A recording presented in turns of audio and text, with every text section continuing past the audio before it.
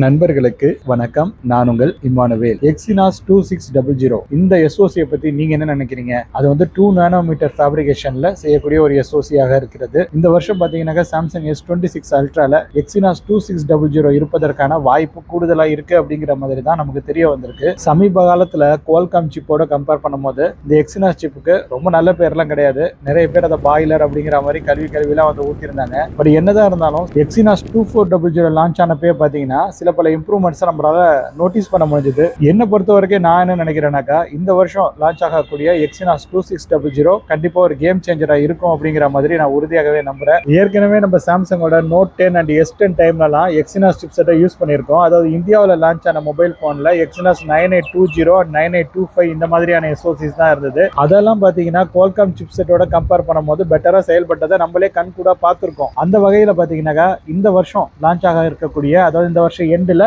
இல்ல அடுத்த வருஷம் தொடக்கத்துல எக்ஸினாஸ் 2600 லான்ச் ஆயிடும் அப்படிங்கிற மாதிரி தான் நான் வந்து எதிர்பார்க்கிறேன். இது குவால்காம் தூக்கி அடிக்குமான்னு கேட்டீங்கன்னாக்கா தூக்கி அடிக்கும் அப்படிங்கிற மாதிரி நான் வந்து சொல்லல. பட் கண்டிப்பா இதுல NPU சைட்லயும் சரி, அதே போல இந்த ஆன் டிவைஸ் AI இந்த மாதிரியான விஷயங்கள்லயும் சரி சில பல இம்ப்ரூவ்மெண்ட்ஸ் இருக்கிறதுக்கு நிறைய வாய்ப்புகள் இருக்கு. நான் ஏற்கனவே சொல்லியிருந்தேன் இல்லையா, எக்ஸினாஸ் 2600 2 நானோமீட்டர் ஃபேப்ரிகேஷன்ல தயாரிக்கப்பட்ட ஒரு எஸ்ஓசியா இருக்க போகுது. மார்க்கெட்ல இருக்கக்கூடிய ஃபர்ஸ்ட் 2 நானோமீட்டர் எஸ்ஓசி அப்படிங்கிற மாதிரி தான் அவங்க வந்து கிளைம் பண்ண போறாங்க. அது மட்டும் இல்லாம இந்த தடவை எக்ஸினாஸ் 2600ல 10 கோர்ஸ் வந்து இருக்குது. டெக்கா கோர் எஸ்ஓசியை அவங்க லான்ச் பண்ண போறாங்க அப்படிங்கிற மாதிரி தான் நமக்கு இன்ஃபர்மேஷன்ஸ் எல்லாமே கிடைச்சிருக்கு. ட்ரை கிளஸ்டர் மெத்தட்ல அதை வந்து டிசைன் பண்ணிருக்காங்க. அதாவது பாத்தீங்கன்னா 3 டைப்ஸ் ஆஃப் கோர்ஸ் வந்து அதுல வந்து இருக்கும். ஒன்னு வந்து பாத்தீங்கன்னா பிரைம் கோரா வந்து இருக்க போகுது. அதை வந்து ஒரு ஹையஸ்ட் கிளாக் ரேட்ல அவங்க வந்து டியூன் பண்ணிருப்பாங்க ஃபார் பெட்டர் பெர்ஃபார்மன்ஸுக்கு. அது மட்டும் இல்லாம 3 பெர்ஃபார்மன்ஸ் கோர் இருக்கும் அப்படிங்கிற மாதிரி நமக்கு வந்து தெரிய வந்திருக்குது. இவை தவிர்த்து 6 எஃபிஷியன்சி கோர் இருக்கும் அப்படிங்கிற மாதிரி நமக்கு இன்ஃபர்மேஷன்ஸ் வந்து கிடைச்சிருக்குது. இது வந்து ஒரு சூப்பரான விஷயம் அப்படிங்கிற மாதிரி தான் நான் வந்து சொல்லுவேன். ஸோ பவர் எஃபிஷியன்சிக்கும் அவங்க வந்து முக்கியத்துவம் கொடுத்திருக்காங்க. அதே சமயத்தில் பெர்ஃபார்மன்ஸுக்கும் அவங்க வந்து முக்கியத்துவம் கொடுத்திருக்காங்க.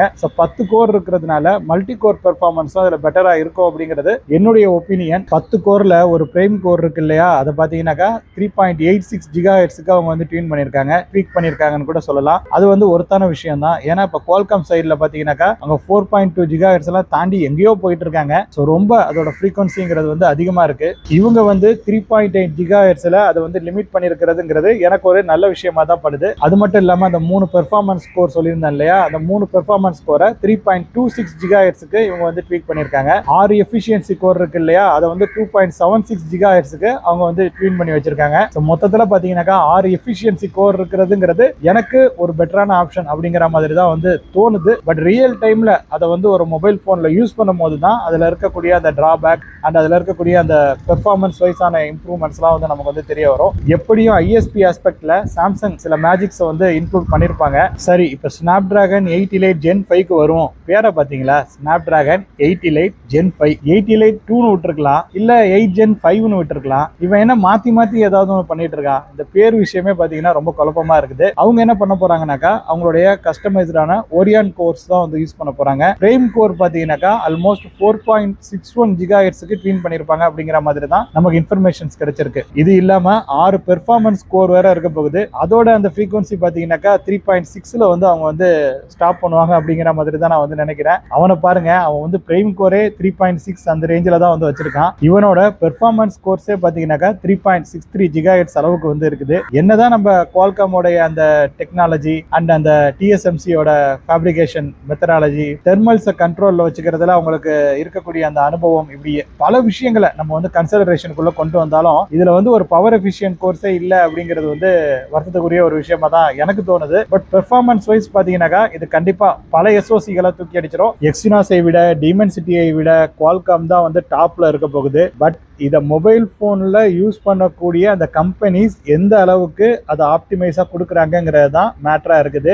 எனக்கு என்ன தோணுதுன்னா 8 Gen 1க்கு அப்புறம் இந்த 8 Elite Gen 5 இது வந்து ஒரு பாய்லரா இருப்பதற்கான வாய்ப்புகள் இருக்கு அப்படிங்கிற மாதிரி தான் தோணுது. Exynos 2600 Qualcomm Snapdragon 8 Elite Gen 5 விட கொஞ்சம் நல்லா இருப்பதற்கான வாய்ப்புகள் அதிகமாக இருக்குங்கிறது என்னுடைய எதிர்பார்ப்பா இருக்குது. பட் அது லான்ச் ஆகும் போது தான் தெரியும். சாம்சங் வந்து ஆரம்பத்துல பார்க்கும் போது இப்போ அவங்க கொடுக்குற அந்த ஸ்பெக்ஸ் எல்லாமே சூப்பரா தான் கொடுத்துருக்காங்க. அதை பார்க்கும் போது நமக்கு வந்து ஒரு ஐடியா வந்து கிடைக்குது. இந்த ஐடியா ரியல் வேர்ல்டுல இம்ப்ளிமெண்ட் ஆகுமா அப்படிங்கிறதையும் நம்ம வெயிட் பண்ணி தான் பார்க்கணும். மீடியாடெக்கோட Dimensity 9500 இதுவும் பாத்தீங்கன்னா TSMC கீழே தான் ஃபேப்ரிகேட் பண்ணிருக்காங்க. 3 நானோமீட்டர் SoC தான். நான் ஏற்கனவே சொல்லிட்டேன் அந்த வீடியோல. இவங்களும் பாத்தீங்கன்னா ட்ரை கிளஸ்டர் அப்படிங்கிற ஒரு கான்செப்டுக்குள்ள தான் போறாங்க. 1+3+4 அப்படிங்கிற மாதிரி வந்து இருக்க போகுது. 8 கோர் இருக்க போகுது. அதுல பாத்தீங்கன்னா ஒரு பிரைம் கோர் கண்டிப்பா வந்து இருக்கும். அது வந்து கார்டெக்ஸ் X930 இருக்கும் அப்படிங்கிற மாதிரி தான் நமக்கு இன்ஃபர்மேஷன்ஸ் எல்லாமே கிடைச்சிருக்குது. அதோடைய கிளாக் ரேட் பாத்தீங்கன்னாக்கா ஆல்மோஸ்ட் ஹையஸ்டா 4.2 GHz வரைக்கும் அவங்க வந்து ட்யூன் பண்ணி இருக்கிறதுக்கு நிறைய வாய்ப்புகள் வந்து இருக்கு.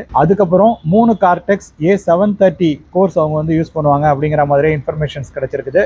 அதை வந்து ஆல்மோஸ்ட் 3.6 GHzக்கு அவங்க வந்து ட்யூன் பண்ணியிருப்பாங்க. இல்லைன்னா 3.5 GHzக்கு அவங்க வந்து ட்யூன் பண்ணியிருப்பாங்க.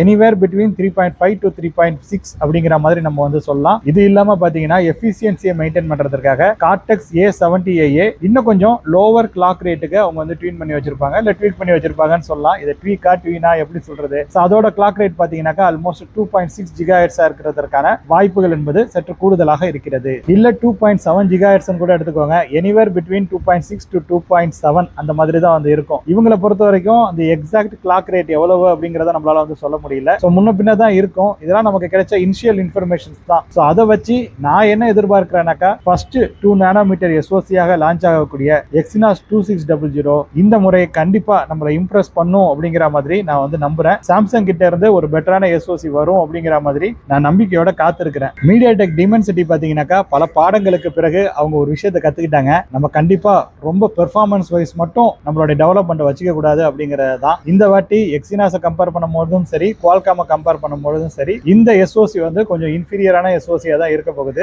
இன்ஃபீரியர்னாக்கா பெர்ஃபார்மன்ஸ் வைஸ் நான் வந்து சொல்றேன். அதாவது இப்ப இருக்கக்கூடிய அந்த ஸ்பெக்ஸ் வைஸ் மேபி அது ரியல் டைம்ல ஏதாவது ஒரு மொபைல் போன்ல யூஸ் பண்ணும்போது நமக்கு பெட்டரான பெர்ஃபார்மன்ஸ் வந்து கொடுக்கலாம். இதெல்லாம் வந்து வரும்பொழுது தான் தெரியும். பட் இனிஷியல் இம்ப்ரெஷன் அந்த SoC என்ன மாதிரி வர்றதுக்கு வாய்ப்பு இருக்கு அப்படிங்கறத நம்ம கம்பேர் பண்ணி பார்க்கும்போது நமக்கு கிடைத்திருக்கக்கூடிய இன்ஃபர்மேஷன்ஸ் தான் உங்க கூட நான் வந்து ஷேர் பண்ணிக்கிறேன். என்னோட மனசுல பட்ட அபிப்பிராயத்தை தான் உங்க கூட நான் வந்து பகிர்ந்து கொண்டு இருக்கிறேன். நான் ஏற்கனவே சொன்ன மாதிரி 88 Gen 5 தான் ரா பெர்ஃபார்மன்ஸ்னு வரும்போது இந்த 2 SoCயும் தூக்கி அடிக்கிற மாதிரி வந்து இருக்கும். பட் மொபைல் போன் ஹீட் ஆகுமான்னு கேட்டீங்கன்னாக்கா அதற்கான வாய்ப்பு ரொம்ப ரொம்ப அதிகமா இருக்கிற மாதிரி தான் எனக்கு வந்து தெரியுது. இனிமே வந்து இந்த கூலிங் சேம்பர்லாம் வைக்கிறாங்க இல்லையா, அந்த வேப்பர் கூலிங் சேம்பர், அந்த மாதிரியான விஷயங்களுக்கெல்லாம் அதிக கவனம் மொபைல் பிராண்ட்ஸ் எல்லாம் செலுத்தணும் அப்படிங்கிற மாதிரி நான் தாழ்மையா வேண்டி கேட்டுக்கிறேன். இல்லைனாக்கா அதை அண்டர் கிளாக் பண்ணிடணும், த்ராட்டில் பண்ணிடணும். அதுதான் ஒரே ஆப்ஷனா இருக்க போகுது. அதுக்கு வந்து இந்த வேப்பர் சேம்பர் கூலிங்ல எல்லாம் கொஞ்சம் கவனம் செலுத்தி அந்த பெர்ஃபார்மன்ஸ் டிராப் ஆகாம பாத்துக்கிட்டாங்கனாக்கா அது வந்து ரொம்ப ரொம்ப நல்ல விஷயமா இருக்கும்.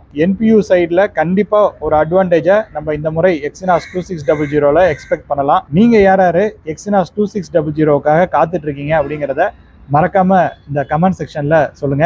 நாங்களும் வந்து தெரிஞ்சுக்கிறோம். Exynos 2600 நல்லா மட்டும் இருந்ததுன்னு வச்சுங்களேன், சாம்சங்கோட லெவல் வேற மாதிரி ஆயிடும். அவ்வளவுதான் இந்த வீடியோவை பொறுத்த வரைக்கும். Exynos 2600 தொடர்பாக சில இன்ஃபர்மேஷன்ஸ் உங்க கூட நான் பகிர்ந்திருக்கிறேன். அது மட்டும் இல்லாம அடுத்து லான்ச் ஆக இருக்கக்கூடிய, அதாவது Exynos 2600 அடுத்து தான் லான்ச் ஆக போகுது. இன்னும் அது லான்ச் ஆகல. அடுத்த பிளாக்ஷிப் சீரிஸ்ல தான் அதை யூஸ் பண்ண போறாங்க. அதே போல குவால்காம்ல Snapdragon 8 Elite Gen 5 வேற இருக்குது. இதெல்லாம் நம்ம வந்து கம்பேர் பண்ணிருக்கிறோம். Dimensity 9500 தொடர்பாகவும் சில இன்ஃபர்மேஷன்ஸ் உங்க கூட ஷேர் பண்ணியிருக்கிறேன். இது மூணுக்கும் இடையிலான அந்த கம்பாரிசனை தான் இனிஷியலா நான் இங்க உங்க கூட ஷேர் செய்து கொண்டிருக்கிறேன். இந்த வீடியோ உங்களுக்கு பிடிச்சிருந்ததுன்னா நீங்க இந்த வீடியோவை லைக் செய்து கொள்ளுங்க, உங்க நண்பர்களுடன் பகிர்ந்து கொண்டு ஷேர் செய்து கொள்ளுங்க. முடிஞ்சா உங்க ஃப்ரெண்ட்ஸ் எல்லாருக்கும் இந்த வீடியோவை தெரியப்படுத்துங்க. அதாவது இந்த மாதிரி ஒரு சேனல் இருக்கு, இந்த மாதிரியான இன்ஃபர்மேஷன்ஸ் எல்லாம் அவங்க ஷேர் பண்றாங்கிறத நீங்க முடிஞ்சா தெரியப்படுத்துங்க. நான் உங்களை ஃபோர்ஸ் எல்லாம் பண்ணல. வேறு பல இன்ட்ரெஸ்டிங்கான இன்ஃபர்மேஷன்ஸோட அடுத்த வீடியோல உங்களை சந்திக்கிறேன். நம்ம இமானுவேல் எக்ஸ்ப்ளோர்ஸ் யூடியூப் சேனலை நீங்க சப்ஸ்கிரைப் மற்றும் ஃபாலோ செய்து வைத்துக் கொள்ளுங்க. பக்கத்துல இருக்கக்கூடிய அந்த பெல் பட்டனை கிளிக் செஞ்சு அதுல ஆல் எனேபிள் என்கிற ஆப்ஷனையும் முடிஞ்சா செலக்ட் செஞ்சு வச்சுக்கோங்க. அவ்வளவுதான். நெக்ஸ்ட் வீடியோல மீட் பண்ணலாம். அதுவரையில உங்களிடமிருந்து விடைபெற்றுக் கொள்வது உங்கள் இமானுவேல். நன்றி, வணக்கம்.